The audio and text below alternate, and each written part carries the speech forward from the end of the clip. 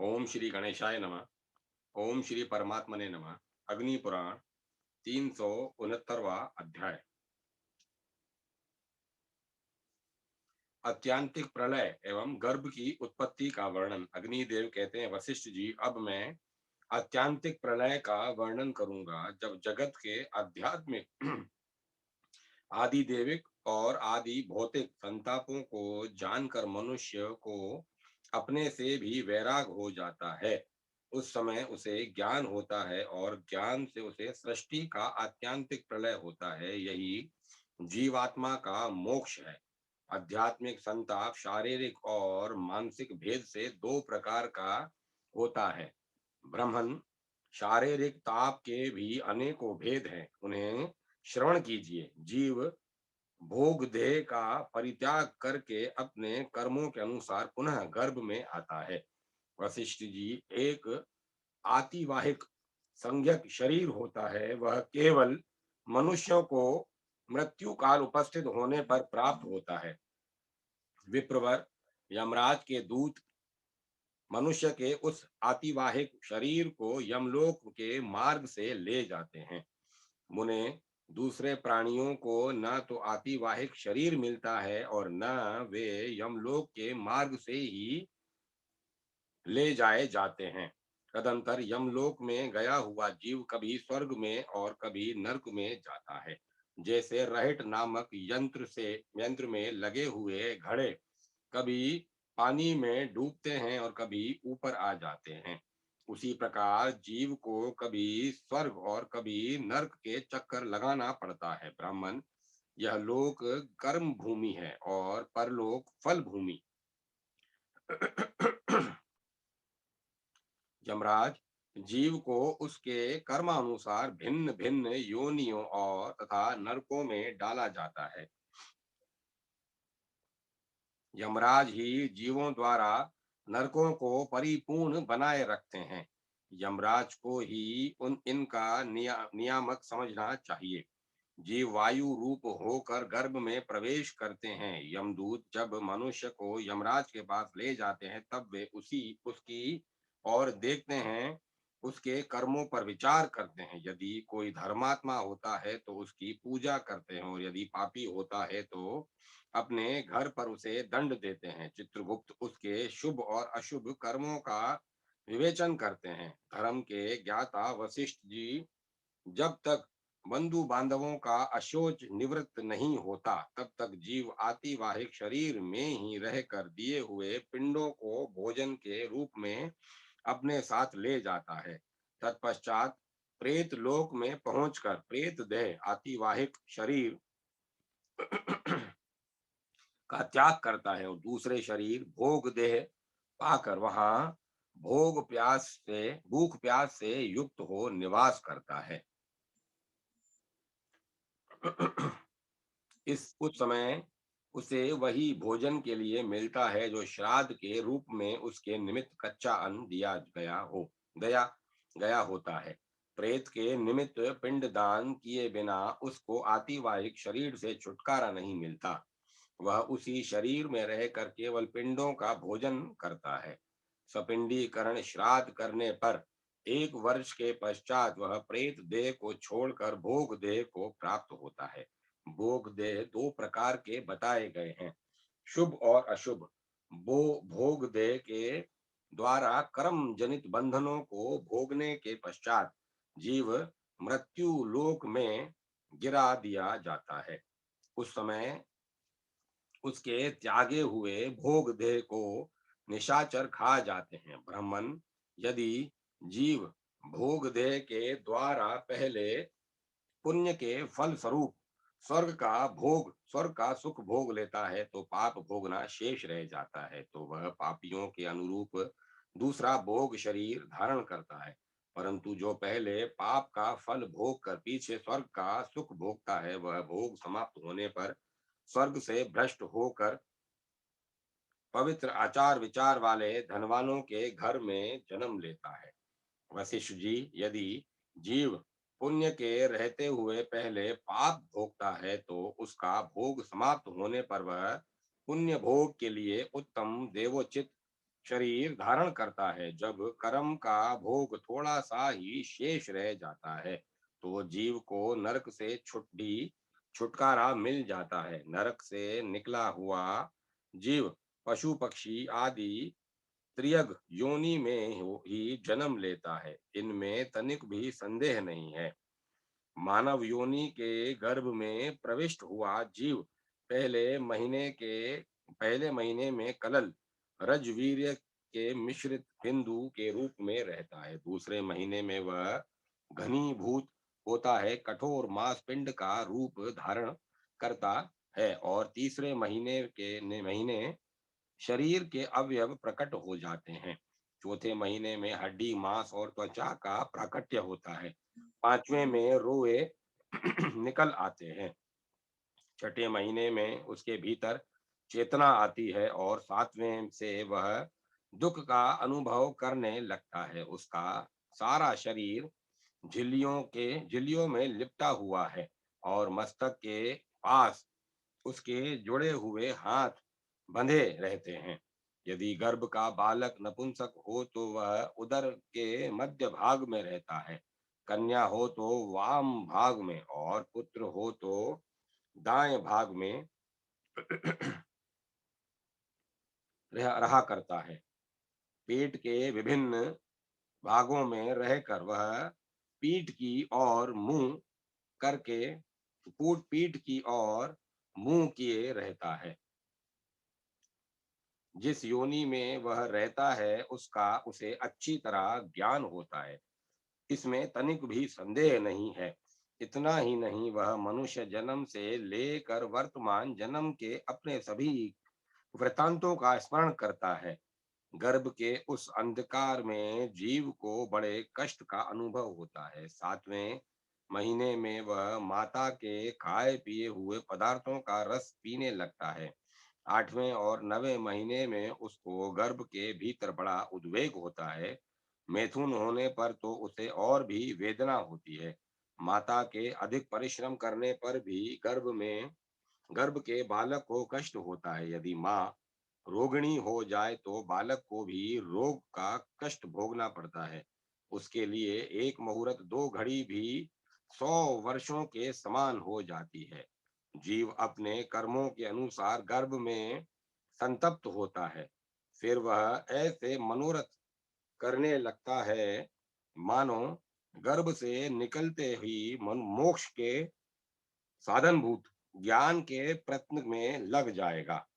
प्रसूति वायु की प्रेरणा से उसका सिर नीचे की ओर हो जाता है और वह योनि यंत्र से पीड़ित होता हुआ गर्भ से बाहर निकल आता है। बाहर आने पर एक महीने तक उसकी ऐसी स्थिति रहती है कि कोई हाथ से छूता है तो भी उसे कष्ट होता है।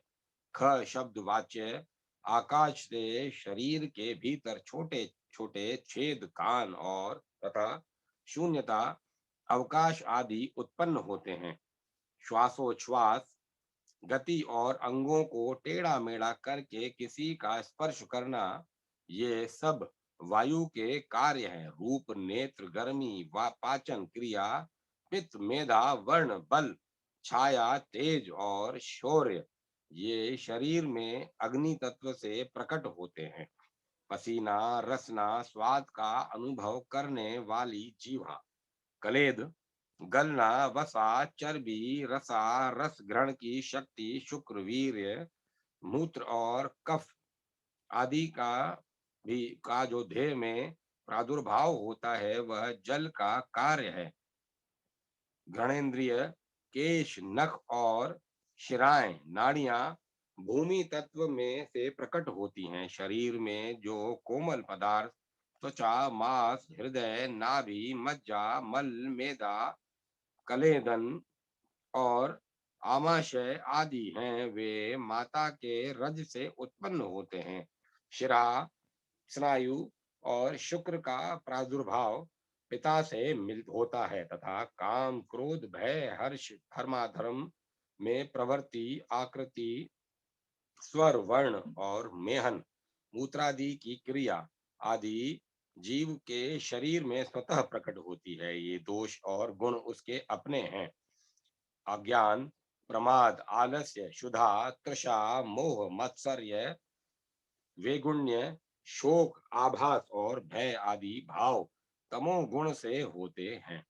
महामुने, काम, क्रोध, शौर्य, यज्ञ की अभिलाषा, बहुत बोलने की आदत, अहंकार तथा दूसरों का अनादर करना, ये रजोगुण के कार्य हैं। धर्म की अभिलाषा, मोक्ष की आकांक्षा, भगवान विष्णु में पराभक्ति का होना, उदारता और उद्योगशीलता, इन्हें सत्व गुण से उत्पन्न समझना चाहिए। चंचल, क्रोधी, डरपोक, अधिक बातूनी, कलह में रुचि रखने वाला तथा स्वप्न में आकाश मार्ग से उड़ने वाला मनुष्य अधिक वात वाला होता है।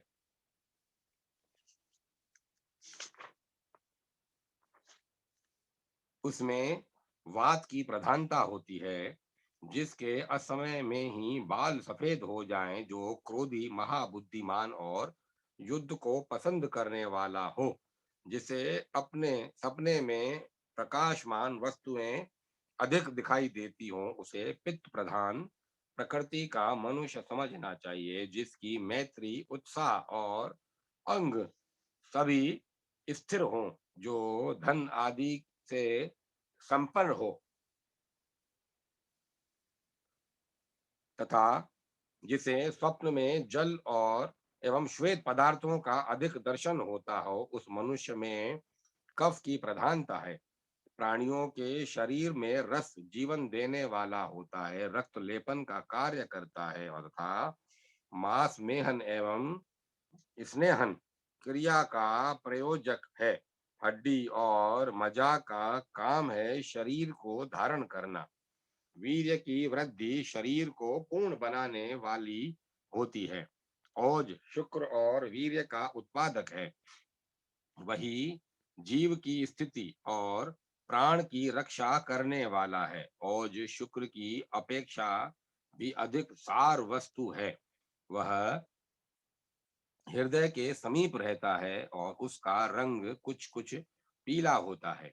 दोनों जंघें ये समस्त पैर के उपलक्षण हैं। दोनों भुजाएं, उदर और मस्तक ये 6 अंग बताए गए हैं। त्वचा के 6 स्तर हैं। एक तो वही है जो बाहर दिखाई देती है, दूसरी वह है जो रक्त धारण करती है, तीसरी क्लास धातु विशेष और चौथी कुंड धातु विशेष को धारण करने वाली है। पांचवी त्वचा इंद्रियों का स्थान है और छठी प्राणों को धारण करने वाली मानी गई है।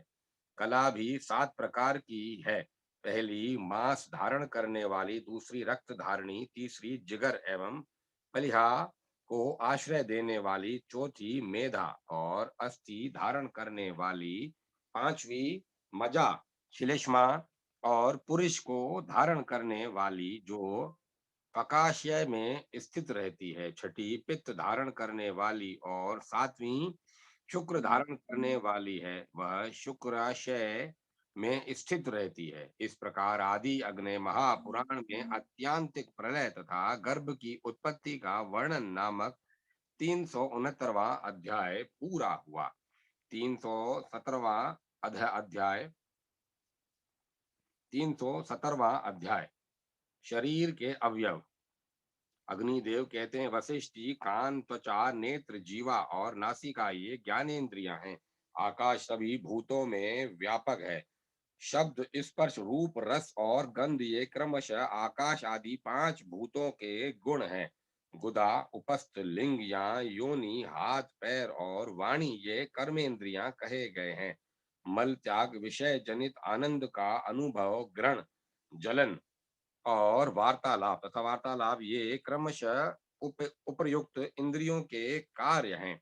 5 कर्मेंद्रियां, 5 ज्ञानेंद्रियां, 5 इंद्रियों के विषय, 5 महाभूत, मन, बुद्धि, आत्मा, महतत्व, अव्यक्त मल, अव्यक्त मूल प्रकृति, ये 24 तत्व हैं। इन सब से परे है मनुष्य। वह इनसे संयुक्त भी रहता है और पृथक भी। जैसे मछली और जल ये दोनों एक साथ संयुक्त ही रहते हैं और पृथक भी। रजोगुण, तमोगुण और सत्व गुण ये अव्यक्त के आश्रित है।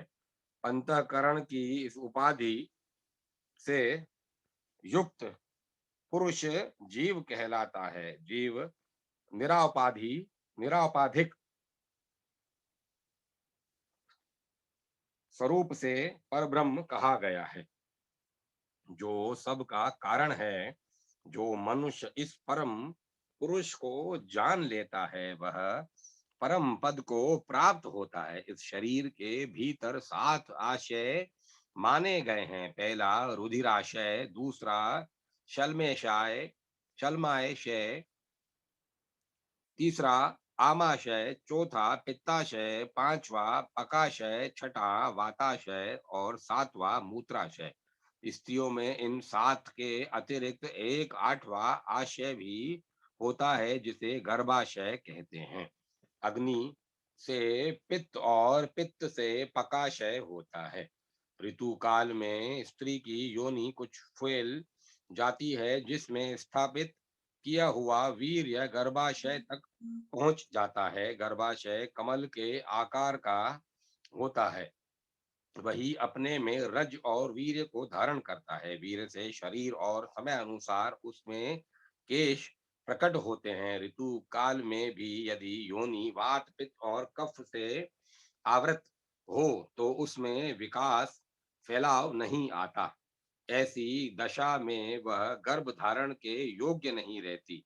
महाभाग बुक से पुकस, पलिहा, यकृत, कोष्ठांग, हृदय, वर्ण तथा तड़ंग होते हैं। ये सभी आशय के निबद्ध हैं।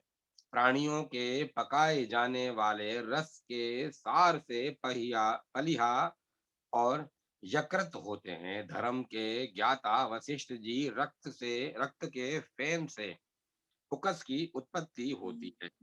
इसी प्रकार रक्त पित्त और तड़क अभी उत्पन्न होते हैं। मैदा और रक्त के प्रयास से बुक्का की उत्पत्ति होती है। रक्त और मांस के प्रसार से देहधारियों की आंतें बनती हैं। पुरुष की आंतों का परिमाण 3.5 व्याम बना बताया जाता है, और वेद द्वेता पुरुष स्त्रियों की आंतें 3 वाम लंबी बतलाते हैं। रक्त और वायु के संयोग से काम का उदय होता है।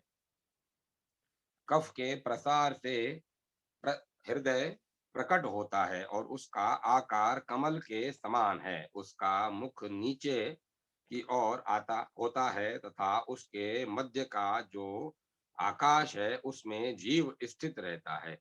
चेतनता से संबंध रखने वाले सभी भावों की स्थिति वही है। हृदय के वाम भाग में पलिहा और दक्षिण भाग में यकृत है, तथा इसी प्रकार हृदय कमल के दक्षिण भाग में क्लोम, फुफ्फुस भी की भी स्थिति बताई गई है। इस शरीर में कफ और रक्त को प्रवाहित करने वाले जो जो स्तोत्र हैं, उनके भूतानुमान से इंद्रियों की उत्पत्ति होती है। नेत्र मंडल का जो श्वेत भाग है, वह कफ से उत्पन्न होता है। उसका प्राकट्य पिता के वीर से माना गया है, तथा नेत्रों का जो कृष्ण भाग है, वह माता के रज एवं वात के अंश से प्रकट होता है।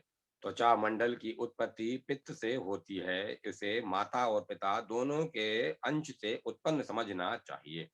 मांस और रक्त और कफ से जीवा का निर्माण होता है। मेदा, रक्त, कफ और मांस से अंडकोश की उत्पत्ति होती है। प्राण के 10 आश्रय जानने चाहिए। मुद्रा मुद्रादा, हृदय, नाभि, कंठ, जीवा, शुक्र, रक्त, गुद्ध, वस्ति, मूत्राशय और गुल्फ। पांव की गांठ या गुट्ठी तथा कंडरा, नसें 16 बताई गई हैं। 2 हाथ में, 2 पैर में, 4 पीठ में, 4 गले में तथा 4 पैर से लेकर सिर तक समूचे शरीर में है। इसी प्रकार जाल भी 16 बताए गए हैं। मांस जाल, स्नायु जाल, शिरा जाल और अस्थि जाल, ये चारों पृथक पृथक दोनों कलाइयां और पैर की दोनों गांठों में परस्पर आबद्ध है। इस शरीर में 6 कुर्च माने गए हैं। मनीषी पुरुषों ने दोनों हाथ, दोनों पैर, गला और लिंग, इन्हीं में उनका स्थान बताया है। पुष्ट के मध्य भाग में जो मेरुदंड है, उसके निकट 4 मांसमयी डोरियां हैं तथा उतनी ही पेशियां भी हैं जो उन्हें बांध रखती है। 7 सिरनियां हैं। इनमें से 5 तो मस्तक के आश्रित हैं और एक एक मेढ्र लिंग तथा जीवा में है। हड्डियां 18,000 हैं। सूक्ष्म और स्थूल दोनों मिलाकर 64 दांत बताए। 64 दांत हैं। 20 नख हैं। इनके अतिरिक्त हाथ और पैर की शलाकाएं हैं, जिनके 4 स्थान हैं। अंगुलियों में 7, एड़ियों में 2, गुल्फों में 4, एरत्नियों में 4 और जंघा में भी 4 ही हड्डियां हैं। घुटनों में 2, गालों में 2, उरुओं में 2 और फलकों के मूल भाग में भी 2 ही हड्डियां हैं। इंद्रियों के स्थानों तथा श्रोणी फलक में भी इसी प्रकार 2-2 हड्डियां बताई गई हैं। भग में भी थोड़ी सी हड्डियां हैं। पीठ में 45 और गले में भी 45 हैं। गले की हसली, ठुड्डी और उसकी जड़ में 2-2 अस्थियां हैं। ललाट, नेत्र, कपोल, नासिका, चरण, पसली, तालु तथा अर्बुद, इन सब में सूक्ष्म रूप से 72 हड्डियां हैं। मस्तक में 2 शंख और 4 कपाल है तथा छाती में 17 हड्डियां हैं। संधियां 210 बताई गई हैं। इनमें से शाखाओं में 68 तथा 59 हैं और अंतरा में 83 संधियां बताई गई हैं। स्नायु की संख्या 900 है, जिनमें से अंतराधि अंतराधि में 230 हैं। 70 उर्ध्वगामी हैं और शाखाओं में 600 स्नायु हैं। पेशियां 500 बतलाई गई हैं। इनमें 40 तो उर्ध्वगामिनी हैं, 400 शाखाओं में हैं और 60 अंतर अंतराधि में हैं। स्त्रियों की पेशियां पुरुषों की अपेक्षा 27 अधिक हैं। इनमें 10 दोनों स्तनों में, 13 योनि में तथा 4 गर्भाशय में स्थित हैं। देहधारियों के शरीर में 30,009 तथा 56,000 नाड़ियां हैं। जैसे छोटी छोटी नालियां क्योरियों में पानी बहाकर ले जाती हैं, इसी प्रकार ये नाड़ियां संपूर्ण शरीर में रस को प्रवाहित करती हैं। क्लेद और लेप आदि इन्हीं के कार्य हैं। महामुने, इस देह में 72 करोड़ छिद्र या रोम कूप हैं तथा मज्जा, मेधा, वसा, मूत्र, पित्त, श्लेष्मा, मल, रक्त और रस, इनकी क्रमशः अंजलियां मानी गई हैं। इनमें से पूर्व पूर्व अंजलि की अपेक्षा उत्तरोत्तर सभी अंजलियां मात्रा में 1.5 गुनी होती अधिक हैं। एक अंजलि में आधी वीर्य की और आधी ओज की। विद्वानों ने स्त्रियों के रज की 4 अंजलियां बताई हैं। यह शरीर मल और दोष आदि का पिंड है। ऐसा समझकर अपने अंतःकरण में उसके प्रति होने वाली आसक्ति का त्याग करना चाहिए। इस प्रकार आदि अग्नि महापुराण में शरीर व्यय विभाग का वर्णन नामक 317वां अध्याय पूरा हुआ।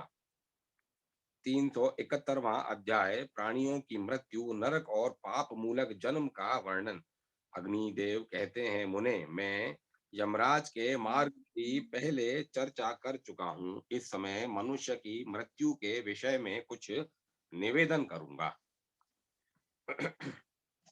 शरीर में जब वात का वेग बढ़ जाता है तो उसकी प्रेरणा से ऊष्मा अर्थात पित्त का भी प्रकोप हो जाता है।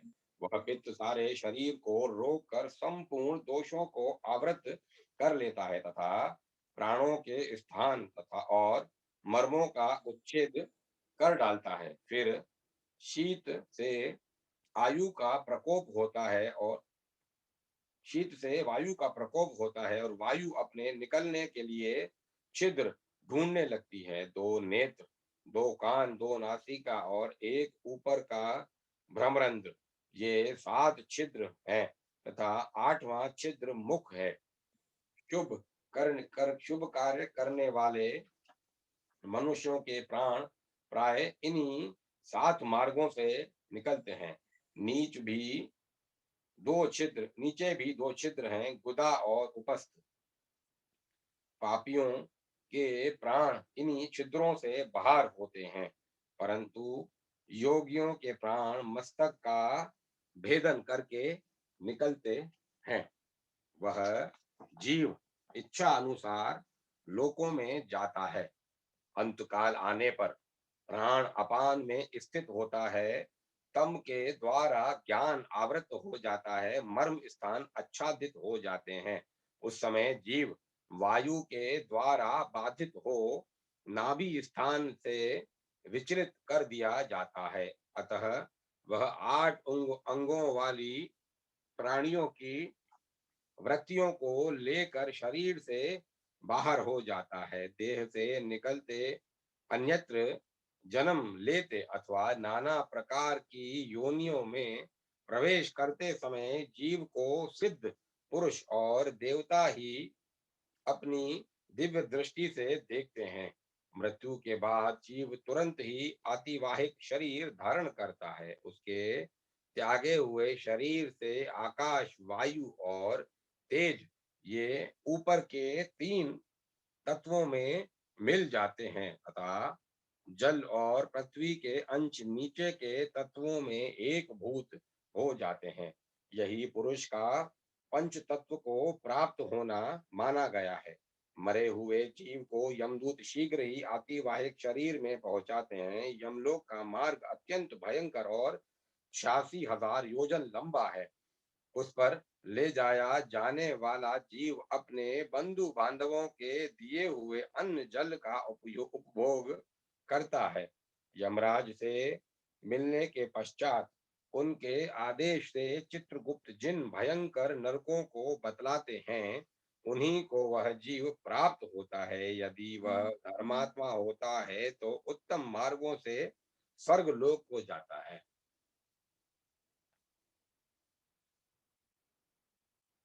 जब अब पापी जीव जिन नरकों और उनकी यातनाओं का उपभोग करते हैं, उनका वर्णन करता हूँ। इस पृथ्वी के नीचे नरक की 28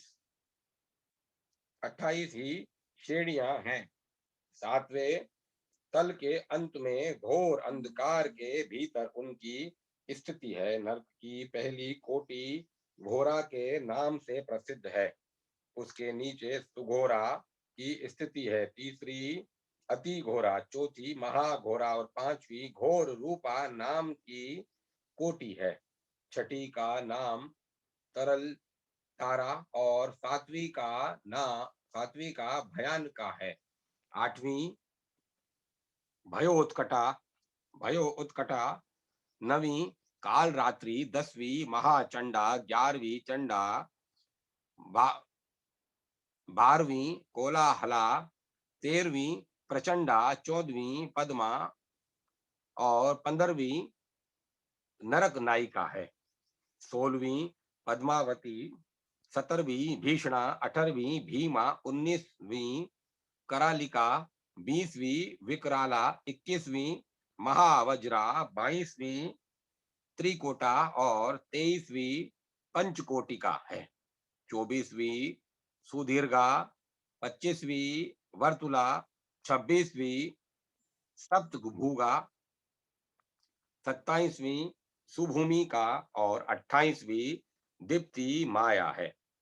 इस प्रकार ये 28 कोटियां पापियों को दुख देने वाली हैं। नरकों की 28 कोटियों के 5-5 नायक हैं तथा 5 उनके भी नायक हैं और रौरव आदि के नाम से प्रसिद्ध हैं। इन उन सब की संख्या 145 है। तामिश्रित, अंधता मिश्रित, महारौरव, रौरव, असीपत्रवन, लोहभार, काल सूत्र, नर्क, महानर्क, सजीवन, महारिचि, तपन, संप्रतापन, संघात, काकोल, कुडमुल, पुत, मृत्यक, लोह शशकु, ऋजिश, प्रधान, शालमली, वृक्ष और वेतरणी, नदी आदि सभी नरकों को कोटि नायक समझना चाहिए। वे ये बड़े भयंकर दिखाई देते हैं। पापी पुरुष इनमें से एक एक में तथा अनेकों में भी डाले जाते हैं। यातना देने वाले यमदूतों में किसी का मुख बिलाव के समान होता है तो किसी का उल्लू के समान, कोई गीदड़ के समान मुख वाले हैं तो कोई ग्रंधर आदि के समान। ये मनुष्य को तेल के कड़ाहे में डालकर उसके नीचे आग जला देते हैं। किन्हीं को भांड में, किन्हीं को तांबे या तपाए हुए लोहे के बर्तन में तथा बहुतों को आग की चिंगारियों में डाल देते हैं। कितनों को वे शूली पर चढ़ा देते हैं। बहुत से पापियों को नरक में डालकर उनके टुकड़े टुकड़े किए जाते हैं। कितने ही कोड़ों से पीटे जाते हैं और कितनों को तपाए हुए लोहे के गोले खिलाए जाते हैं। बहुत से यमदूत उनको धूलि, विष्ठा, रक्त और कफ आदि भोजन कराते तथा तपाई हुई मदिरा पिलाते हैं। बहुत से जीवों को वे आरे से चीर डालते हैं। कुछ लोगों को कोलू में पेरते हैं। कितनों को कौवे आदि नोच नोच कर खाते हैं। किन्हीं किन्हीं के ऊपर गरम तेल छिड़का जाता है तथा कितने ही जीवों के मस्तक के अनेकों टुकड़े किए जाते हैं। उस समय पापी जीव अरे बाप रे कहकर चिल्लाते हैं और हाहाकार मचाते हुए अपने पाप कर्मों की निंदा करते हैं। इस प्रकार बड़े बड़े पातकों के फल स्वरूप भयंकर एवं निंदित नरकों का कष्ट भोग कर कर्म क्षीण होने के पश्चात वे महापापी जीव पुनः इस मृत्यु लोक में जन्म लेते हैं। ब्रह्म हत्यारा पुरुष मृग, कुत्ते, सुअर और ऊंटों की योनि में जाता है। मदिरा पीने वाला गधे, चांडाल तथा मलेचों में जन्म पाता है। सोना चुराने वाले कीड़े मकोड़े और पतिंगे होते हैं तथा गुरु पत्नी से गमन करने वाला मनुष्य तृण एवं लताओं में जन्म ग्रहण करता है। ब्रह्म हत्यारा राजश्मा का रोगी होता है। शराबी के दांत काले हो जाते हैं। सोना चुराने वाले का नख खराब होता है तथा गुरु पत्नी गामी के चमड़े दूषित होते हैं अर्थात वह कोढ़ी हो जाता है। जो जिस पाप से संपर्क रखता है वह उसी का कोई चिन्ह लेकर जन्म ग्रहण करता है। अन्न चुराने वाले अन्न चुराने वाला मायावी होता है। वाणी, कविता आदि की चोरी करने वाला गूंगा होता है। धान्य का अपहरण करने वाला जब जन्म ग्रहण करता है तो उसका कोई अंग अधिक होता है। चुगलखोरी, चुगलखोर की नासिका से बदबू आती है। तेल चुराने वाला पुरुष तेल पीने वाला कीड़ा होता है तथा जो इधर की बातें उधर बताया करता है उसके मुंह से दुर्गंध आती है। दूसरों की स्त्री तथा ब्राह्मण के धन का अपहरण करने वाला पुरुष निर्जन वन में ब्रह्म राक्षस होता है। रत्न चुराने वाला नीच जाति में जन्म लेता है। उत्तम गंध की चोरी करने वाला चुंदर होता है। शाक पात चुराने वाला मुर्गा तथा अनाज की चोरी करने वाला चूहा होता है। पशु का अपहरण करने वाला बकरा, दूध चुराने वाला कौवा, सवारी की चोरी करने वाला ऊंट तथा फल चुरा कर खाने वाला बंदर होता है। शहद की चोरी करने वाला डांस, फल चुराने वाला गृध्र तथा घर का सामान हड़प लेने वाला ग्राहक होता है।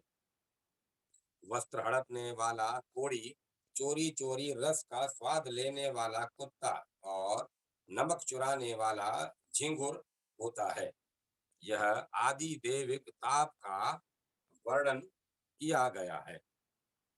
शस्त्र आदि से कष्ट की प्राप्ति होना आदि भौतिक ताप है तथा ग्रह अग्नि और देवता आदि से जो कष्ट होता है वह आदि दैविक ताप बतलाया गया है। इस प्रकार यह संसार तीन प्रकार के दुखों से भरा हुआ है। मनुष्यों को चाहिए कि ज्ञान योग से, कठोर व्रतों से, दान आदि पुण्यों से तथा विष्णु की पूजा आदि से यह दुखा में संसार का निवारण करे। इस प्रकार आदि अग्नि महापुराण में नरक आदि निरूपण नामक 371वां अध्याय पूरा हुआ। 372वां अध्याय यम और नियमों की व्याख्या, प्रणव की महिमा और तथा भगवत पूजन का महात्म्य।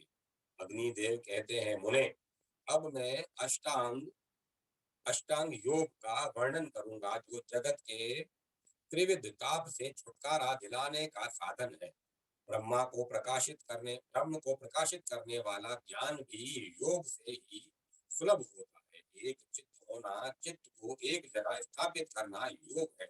चित्त वृत्तियों के निरोध को भी योग कहते हैं। जीवात्मा एवं परमात्मा में ही अंतःकरण की वृत्ति को स्थापित करना उत्तम योग है। अहिंसा, सत्य, अस्तेय, ब्रह्मचर्य और अपरिग्रह ये 5 यम है। प्रमन नियम भी 5 ही है जो भोग और मोक्ष प्रदान करने वाले हैं। उनके नाम ये हैं, शोच, संतोष, तप, स्वाध्याय और ईश्वर प्रणिधान। किसी भी प्राणी को कष्ट न पहुंचाना अहिंसा है। अहिंसा सबसे उत्तम धर्म है। जैसे जैसे राह चलने वाले अन्य सभी प्राणियों के पद चिन्ह हाथी के पद चिन्ह में समा जाते हैं, उसी प्रकार धर्म के सभी साधन अहिंसा में गतार्थ माने जाते हैं। हिंसा के 10 भेद हैं, किसी को उद्वेग में डालना, संताप देना, रोगी बनाना, शरीर से रक्त निकालना, चुगली खाना, किसी के हित में अत्यंत बाधा पहुंचाना, उसके छिपे हुए रहस्य का उद्घाटन करना, दूसरे को सुख से वंचित करना, अकारण खेद करना और प्राण दंड देना। जो बात दूसरे प्राणियों के लिए अत्यंत हितकर है वह सत्य है। सत्य का यही लक्षण है। सत्य बोले किंतु प्रिय बोले, अप्रिय सत्य कभी न बोले। इसी प्रकार प्रिय असत्य भी मुंह से न निकाले। यह सनातन धर्म है। ब्रह्मचर्य कहते हैं मैथुन के त्याग को। मैथुन 8 प्रकार का होता है। स्त्री का स्मरण, उसकी चर्चा, उसके साथ क्रीड़ा करना, उसकी ओर देखना, उससे लुक छिप कर बातें करना, उसे पाने का संकल्प, उसके लिए उद्योग तथा क्रिया निवृत्ति, स्त्री से साक्षात समागम, ये मैथुन के 8 अंग हैं। ऐसा मनीषी पुरुषों का कथन है। ब्रह्मचर्य भी संपूर्ण शुभ कर्मों की सिद्धि का मूल है। उसके बिना सारी क्रिया निष्फल हो जाती है। वशिष्ठ, चंद्रमा, शुक्र, देवताओं के आचार्य बृहस्पति तथा पितामह ब्रह्मा जी ये तपोवृद्ध और वयोवृद्ध होते हुए भी स्त्रियों के मोह में फंस गए। गोठी, पेष्ठी और माधवी, ये 3 प्रकार की सुरा जाननी चाहिए। सुरा जाननी चाहिए। इनके बाद चौथी सुरा स्त्री है, जिसने सारे जगत को मोहित कर रखा है। मदिरा को तो पीने पर ही मनुष्य मतवाला होता है, परंतु युवती स्त्री को देखते ही उन्मत्त हो उठता है।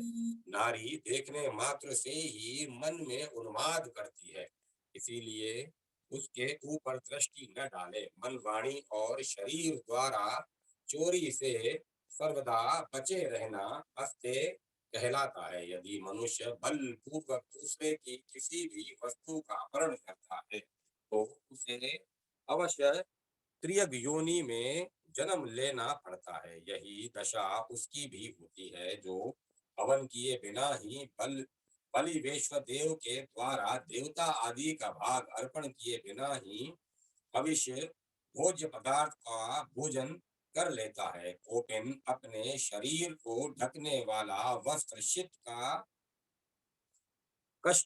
का कष्ट निवारण करने वाली गंधा, गुदड़ी और खड़ाऊ, इतनी ही वस्तुएं साथ रखे। इसके सिवाय और किसी वस्तु का संग्रह न करे।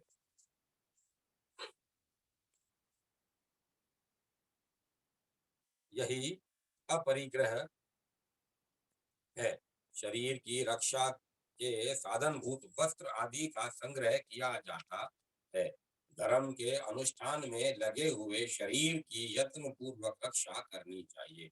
शौच 2 प्रकार का बताया गया है, ब्रह्म और अभ्यंतर। मिट्टी और जल से ब्रह्म शुद्धि होती है, और भाव की शुद्धि तो अभ्यंतर शुद्धि कह भाव की शुद्धि को अभ्यंतर शुद्धि कहते हैं। दोनों ही प्रकार से जो शुद्ध है वही शुद्ध है, दूसरा नहीं। प्रारब्ध के अनुसार जैसे तैसे जो कुछ भी प्राप्त हो जाए उसी में हर्ष मानना संतोष कहलाता है। मन और इंद्रियों की एकाग्रता को तप कहते हैं। मन और इंद्रियों पर विजय पाना सब धर्मों से श्रेष्ठ धर्म कहलाता है। तप 3 प्रकार का होता है, वाचिक, मानसिक और शारीरिक। मंत्र जप आदि वाचिक आस्तिक का त्याग, मानसिक और देव पूजन आदि शारीरिक तप है। यह तीनों प्रकार का तप सब कुछ देने वाला है। वेद प्रणव से ही आरंभ होते हैं, अतः प्रणव में संपूर्ण वेदों की स्थिति है। वाणी का जितना भी विषय है सब प्रणव है, इसीलिए प्रणव का अभ्यास करना चाहिए। यह स्वाध्याय के अंतर्गत है। प्रणव अर्थात ओंकार में अकार, उकार तथा अर्ध मात्रा विशिष्ट मकार है। 3 मात्राएं, तीनों वेद, भूख आदि 3 लोक, 3 गुण, जागृत, स्वप्न और सुषुप्ति, ये 3 अवस्थाएं तथा ब्रह्मा, विष्णु और शिव, ये तीनों देवता प्रणव रूप हैं। ब्रह्मा, विष्णु और रुद्र, स्कंद, देवी और महेश्वर तथा प्रद्युम्न, श्री और वासुदेव, ये सब क्रमशः ओंकार के ही स्वरूप है। ओंकार मात्रा से रहित अथवा अनंत मात्राओं से युक्त है। वह द्वैत की निवृत्ति करने वाला तथा शिव स्वरूप है। ऐसे ओंकार को जिसने जान लिया वही मुनि है।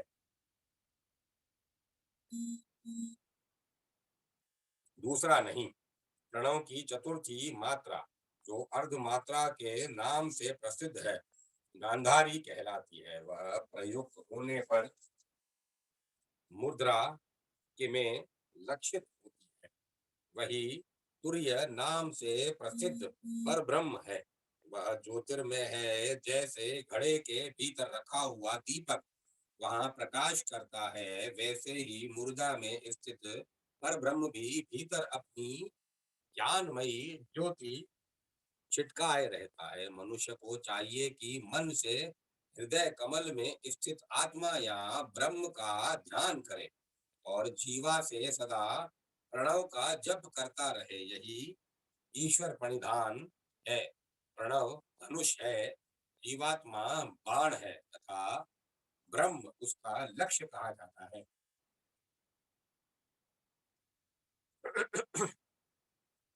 सावधान होकर उस लक्ष्य का भेदन भेदन करना चाहिए और बाण के समान उसमें तन्मय हो जाना चाहिए।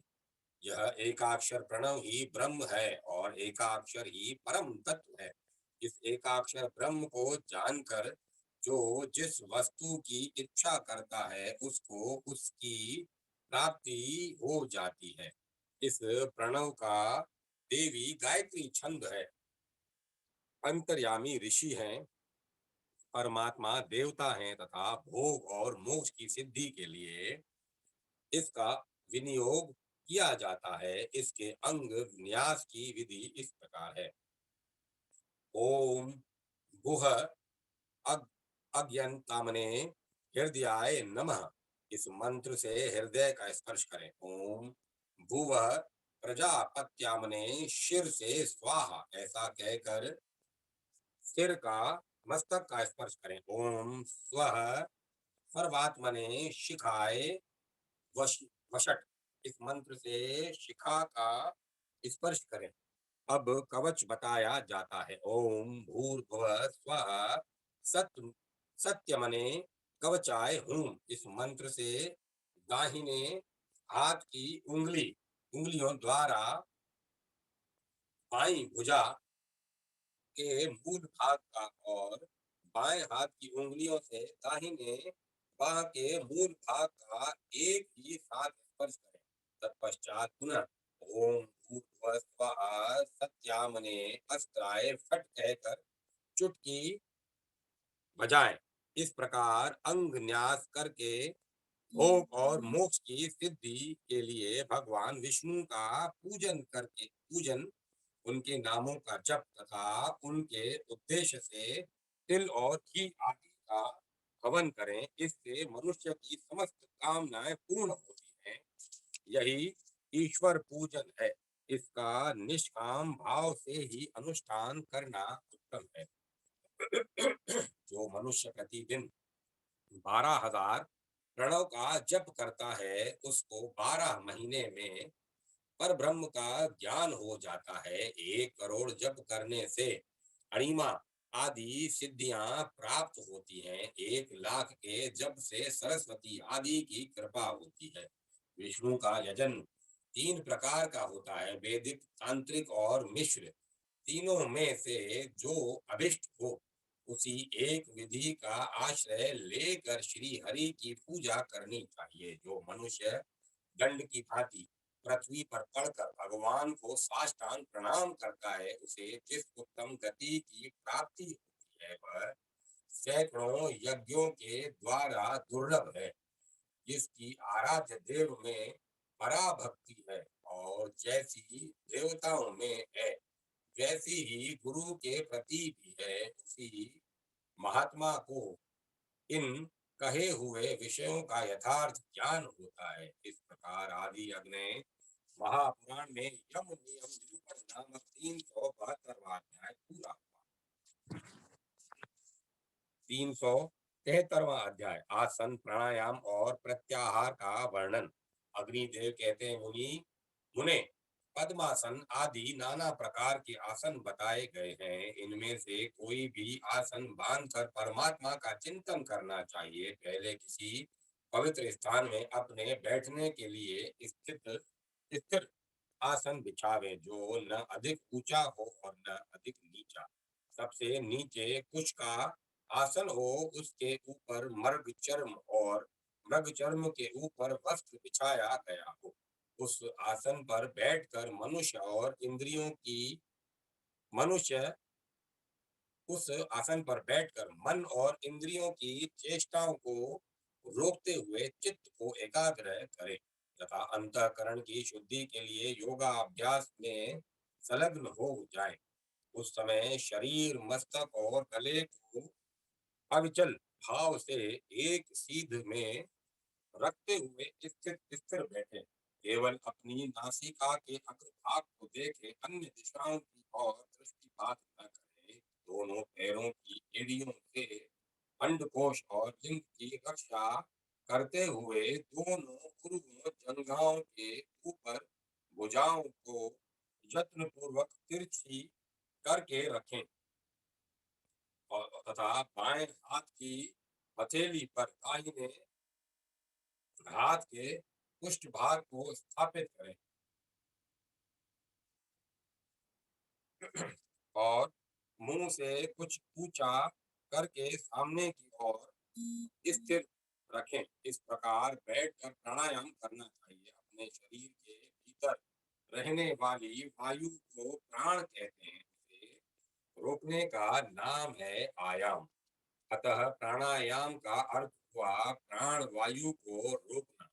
उसकी विधि इस प्रकार है। अपनी उंगली से नासिका के एक छिद्र को दबाकर दूसरे छिद्र से उधर स्थित वायु को बाहर निकालें। रेचन अर्थात बाहर निकालने के कारण इस क्रिया को रेचक कहते हैं। तत्पश्चात चमड़े की धोकनी के समान शरीर को बाहरी वायु से भरें। भरे जाने पर कुछ काल तक स्थिर भाव से बैठा रहे। बाहर से वायु की पूर्ति करने के कारण इस क्रिया का नाम पूरक है। वायु भर जाने के पश्चात जब साधक न तो भीतरी वायु को छोड़ता है और न बाहरी वायु को ग्रहण ही करता है, अपितु भरे हुए घड़े की भांति अविचल भाव से स्थिर रहता है। उस समय कुंभवत स्थिति स्थिर होने के कारण उसकी वह चेष्टा कुंभक कहलाती है। बाहर 12 मात्रा फल का एक उदात होता है। इतनी देर तक वायु को रोकना कनिष्ठ श्रेणी का प्राणायाम है। तो उदात अर्थात 24 मात्रा का किया जाने वाला कुंभक मध्यम श्रेणी का माना गया है तथा 3 उदात यानी 36 मात्रा तक का कुंभक उत्तम श्रेणी का प्राणायाम है, जिससे शरीर से पसीने निकलने लगे, कप कपी छा जाए तथा अभिघात लगने लगे, वह प्राणायाम अत्यंत उत्तम है। प्राणायाम की भूमिकाओं में से जिस पर भली भांति अधिकार न हो जाए उन पर सहसा आरोहण न करें, अर्थात क्रमशः अभ्यास बढ़ाते हुए उत्तरोत्तर भूमिकाओं से आरूढ़ होने का यत्न करें। प्राण को जीत लेने पर हिचकी और सांस आदि से आदि के रोग दूर हो जाते हैं तथा मल मूत्रादि के दोष भी धीरे धीरे कम हो जाते हैं। निरोग होना, तेज चलना, मन में उत्साह होना, स्वर में माधुर्य आना, बल बढ़ना, शरीर वर्ण में स्वच्छता का आना तथा सब प्रकार के दोषों का नाश हो जाना, ये प्राणायाम से होने वाले लाभ हैं। प्राणायाम 2 तरह के होते हैं, अगर्भ और सगर्भ। जप और ध्यान के बिना जो प्राणायाम किया जाता है उसका नाम अगर्भ है। जप और ध्यान के साथ किए जाने वाले प्राणायाम को सगर्भ